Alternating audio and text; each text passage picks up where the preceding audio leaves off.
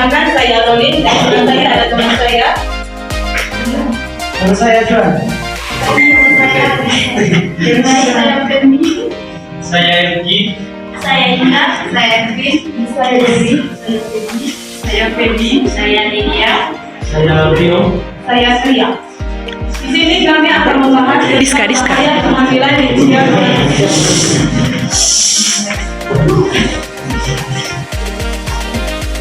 Sebelum kita mulai, kita berdoa dulu. Kita ulangi semua. Jadi,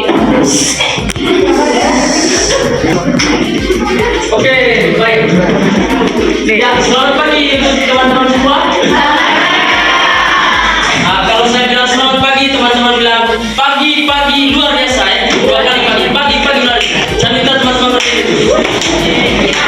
Baik, semangat ya. Oke, siap dong? Selamat pagi. Pagi luar biasa. Pagi, selamat pagi. Pagi luar biasa. Oke, baik. Silakan duduk. Terima kasih.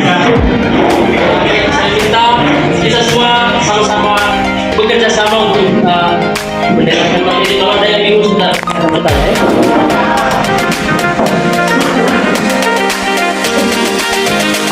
selamat pagi.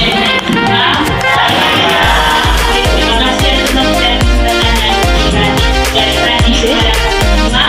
Kali ini kami dari Perkebudayaan Indonesia Peningkatan Kompetensi akan melakukan ujian tentang budaya bangunan.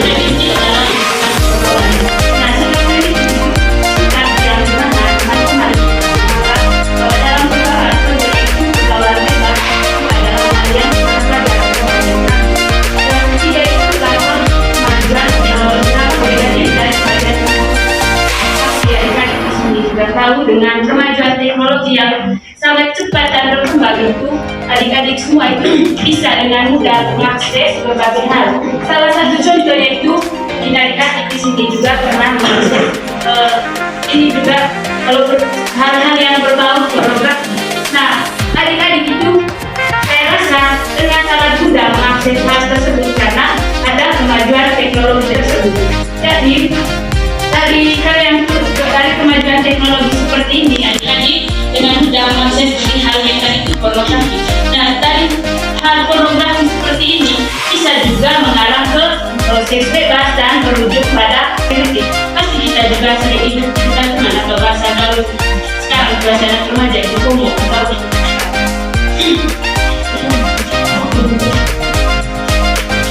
nah, di sini itu ada dampak kehamilan di usia remaja. Apa sih dampak untuk kehamilan di usia remaja? Yang pertama itu secara psikologis. Dampaknya yang pertama itu menimbulkan penyesalan dalam diri remaja.